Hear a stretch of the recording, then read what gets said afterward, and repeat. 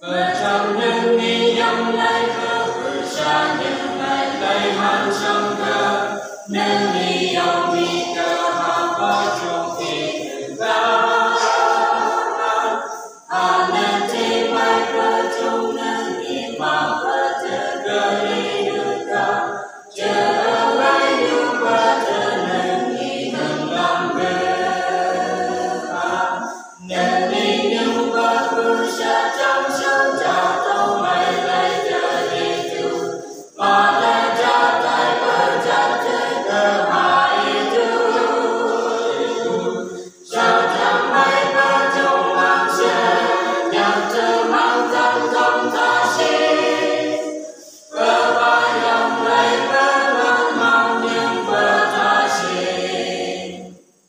rồi xa xa âm nâng cơ su ở nhỏ mày thật đi nhưng chưa mà nơi nghi chân nhập hạ nơi mơ hoàn đầy ta dòng lấy vợ ba mong vợ không mày vợ ba sừng như ô căn mơ ở thế ta lắm vợ ô nghi lại cầm ô căn mơ nên nghi nhưng vợ vư xa trong sâu cha tao mày lấy đời đi thương mà lấy cha tay vợ cha thế cơ hại thương sao chẳng mấy vợ chung mang xe nhằm chờ mang thân không tha xin vợ ba dòng lấy vợ mang mang nhưng vợ tha xin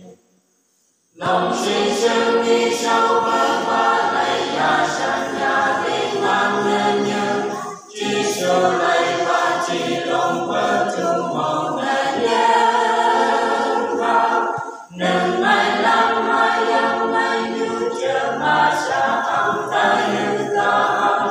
nhỏ